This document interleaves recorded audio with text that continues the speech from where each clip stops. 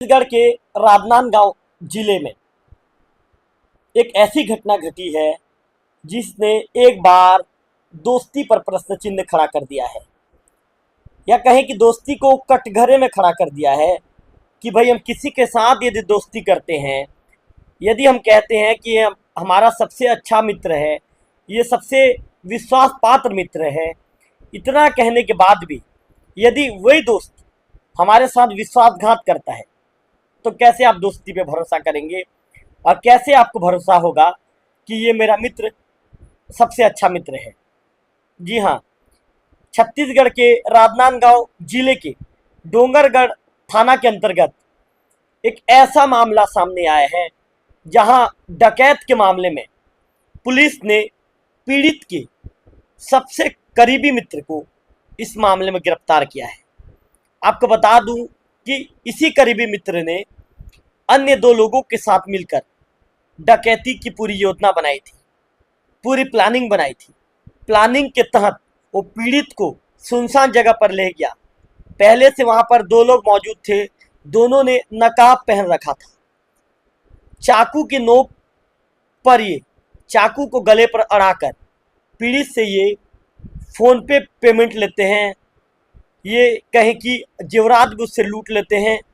और लेकिन इस मामले में जो पीड़ित का जो दोस्त है, जो उसी के साथ उस दौरान रहा था, उसने ऐसा झूठ झोंका कि पीड़ित को जरा सा भी संदेह नहीं हुआ कि यही मेरा दोस्त जो हमेशा कहता था कि मैं भाई तेरा सबसे अच्छा मित्र हूँ, यही मेरे पीठ पीछे इस तरह मेरे साथ एक बड़ा साजिश रच सकता है।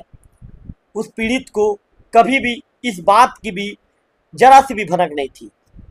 अंततः जब पीड़ित मामले में थाने तक पहुंचता है, शिकायत दर्ज करवाता है, तो पुलिस जब पीड़ित का सबसे करीबी दोस्त होता है, उस करीबी दोस्त से जब पुलिस पूछताछ करती है तो पुलिस के पूछताछ के दौरान उसका बयान गोलमोल पुलिस के पास आता है। गोलमोल बयान जब आता है तो पुलिस को शक होता है कि भाई कहीं ये संबंधित व्यक्ति तो इस प्लानिंग में शामिल नहीं था। पुलिस तकनीकी साक्ष्य जुटाती है।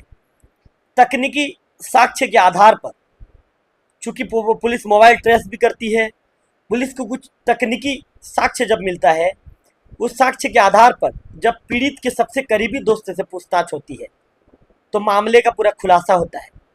और करीबी दोस्त बताता है कि इस डकैत कांड का मास्टरमाइंड वही है, उसी ने उसके दोस्त को लूटने की योजना बनाई थी।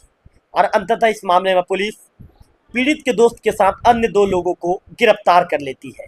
नमस्कार, मैं हूं रवि तिवारी और आज आप देखना शुरू कर चुके हैं लोकल टीवी छत्तीसगढ़।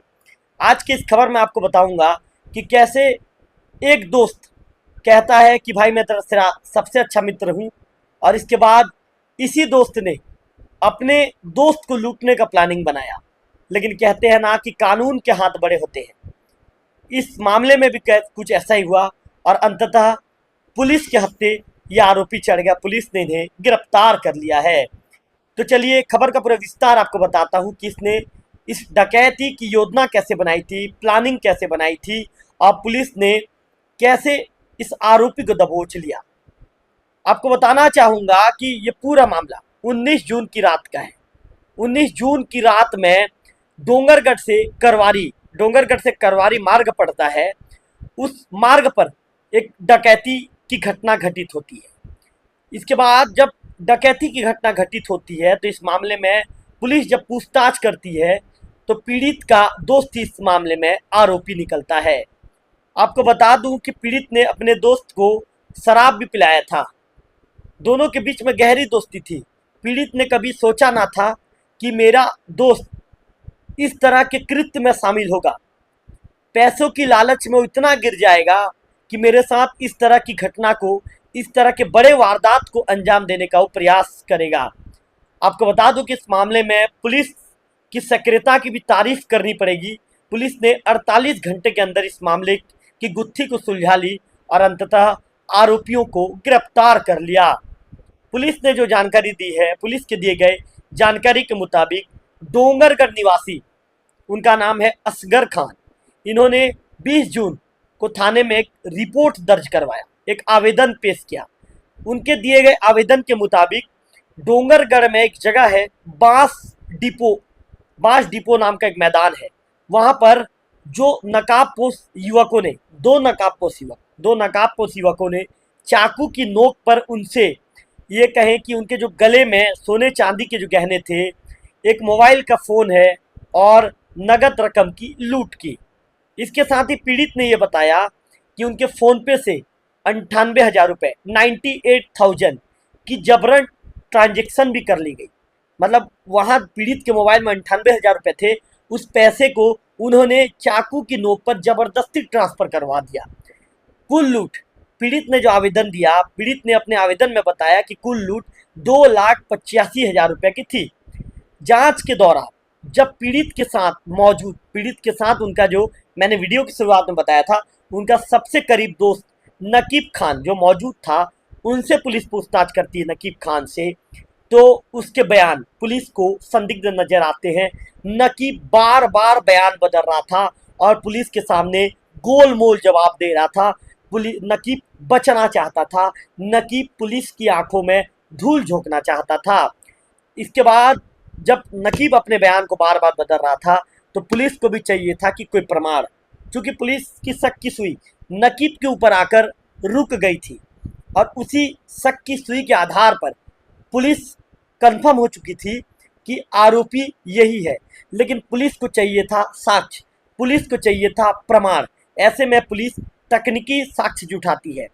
पुलिस ये कहें कि जो मोबाइल के जो लोकेशन है या अन्य चीज़ें जो तकनीकी साक्ष्य के आधार पर जो पुलिस को जो प्रमाण चाहिए थे, पुलिस को जो ठोस सबूत चाहिए थे, पुलिस उसे जुटाती है। और उसे जुटाने के बाद जब कड़ाई से पूछताछ करती है, तो कड़ाई से पूछताछ के दौरान एक चौंकाने वाला खुलासा पुलिस के सामने आता है। पुलिस को ये पता चलता है कि जो हाईटेक लूट है, इस हाईटेक लूट की वारदात की प्लानिंग पीड़ित के दोस्त नकीब खान ने ही रची थी। उसने इसके लिए अपने दो साथी पिंटू उर्फ हिरेन सिन्हा जो राजनांदगांव का निवासी है और भरत बंसोड तुलसीपुर के साथ इसने प्लानिंग रची थी और दो व्यक्तियों के साथ तुलसीपुर और राजनांदगांव दो व्यक्तियों के साथ मिलकर इसने इस घटना को अंजाम दिया था। आपको बता दूं कि नकीब ने इस घटना के पहले कैसे तैयारी की थी, उन बातों को भी आपको जानना जरूरी है। नकीब खान 2 दिन से असगर के साथ काम करने का बहाना कर रहा था। वो कह रहा था कि भाई आपके साथ मुझे काम करना है। काम का बहाना बनाकर उसके साथ ये 2 दिनों तक घूम रहा था। ये रेकी करता था कि भाई जो असगर खान है, असगर खान जाता कहाँ है, असगर क्या काम करता है, असगर खान को मैं कहाँ पर ले जाऊं और लूट की वारदात को अंजाम दूं। 2 दिनों तक इसके दिमाग में सिर्फ डकैती की योजना चलती रही और अंततः वो दिन आ गया जब उसने डकैती की वारदात को अंजाम दिया, 19 जून की वो रात। इसके बाद घटना की वाली रात को ये बियर पीने का बहाना करता है। जो नकीब खान कहता है कि भाई आप मुझे बियर पिलाइए, मुझे बियर पीने का मन कर रहा है, मुझे बियर पीने का शौक है, इस तरह की चीज़ें कहता है। इसके बाद असगर को बांस डिपो मैदान में ले जाता है। चूँकि ये सुनसान वाला एरिया था और इसी एरिया को आरोपियों ने चुना कि यदि वारदात को हम यहाँ पे अंजाम देंगे तो किसी को भी इस बात की शक भी नहीं होगी, किसी को भी इस बात का भनक भी नहीं लगेगा। इसके बाद चूँकि पहले से वहाँ पर पिंटू और भरत जो स्कूटी में वहाँ मौजूद थे, दोनों ने प्लानिंग के मुताबिक पहले से अपने मुंह में नकाब लगा लिया था और इसके बाद शुरू होता है लूट की प्लानिंग की वारदात, शुरू होता है डकैती की योजना को अंजाम देने की। ज़मीनी स्तर पर इनको अब डकैती की योजना को ज़मीनी स्तर पर सफल करना था। ये चीज़ें शुरू होती है और तय प्लानिंग के मुताबिक दोनों चाकू पकड़े हुए थे और दोनों चाकू की नोक पर गहने, नगद और मोबाइल लूट लेते हैं। असगर को डराया जाता है कि यदि वह नगद नहीं देगा, यदि फ़ोनपे से ट्रांजैक्शन नहीं करेगा, यदि अपना मोबाइल नहीं देगा, तो उसके साथ वे बड़ी घटना को अंजाम दे देंगे। असगर डर जाता है, चूँकि उनके हाथ में चाकू होती है, तो ऐसे में असगर डर जाता है और डरने के बाद अपनी चीज़ों को आरोपियों को, पिंटू और तुलसी को, ये दोनों को अपने चीज़ों को दे देता है। आपको बताना चाहूँगा कि सॉरी, पिंटू और भरत ये दोनों को दे देता है।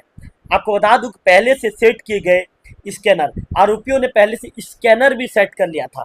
इनकी प्लानिंग थी कि इसी स्कैनर से हम पैसा लेंगे। चूँकि जो नकाब खान था असगर के साथ ही घूम रहा था, यही यहाँ इस वारदात का मास्टरमाइंड था, तो पहले से इसने पूरी चीज़ों को सेट कर लिया था और इसी फ़ोन पे के जरिए 98,000 रुपये अपने खाते में ट्रांसफ़र भी करवा लेते हैं। नकीब ने घटना के दौरान खुद को, जो ये कहेंगे कि इतना असगर के सामने ऐसा पेश किया कि जैसे वो पूरी तरह से मासूम है और वो अपने मित्र असगर के साथ है।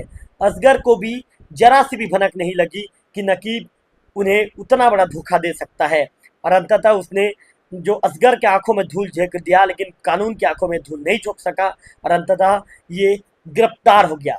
आपको बताना चाहूँगा कि गिरफ्तार आरोपियों में शामिल नकीब खान 18 वर्ष, पहले से बलवा, शासकीय कार्य में बाधा, आर्म्स एक्ट जैसे मामलों में लिप्त रहा है।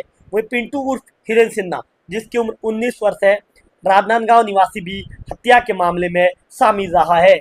मामले का जो तीसरा आरोपी भरत बंसोड़, इसके विषय में आपको बताना चाहूँगा कि 20 वर्ष, तुलसीपुर निवासी, भी गंभीर धाराओं में आरोपी है।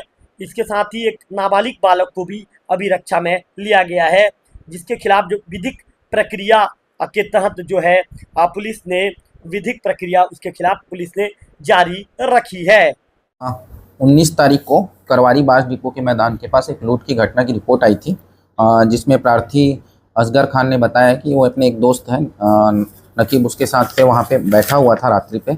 इसी बीच पे अचानक दो नकाबपोश लड़के आए, दोनों के हाथ पे चाकू था और दोनों ने चाकू की नोक पे उसके अंगूठी, चैन, उसका चांदी का कड़ा और उसका मोबाइल, ये सब अपने कब्जे में ले लिया और उसके बाद उसके मोबाइल से 98,000 रुपये, उसमें 95,000 रुपये उससे ट्रांसफ़र करवाए और उसके बाद मोबाइल को भी छीन के भाग गए। इसमें क्या कार्रवाई हुई?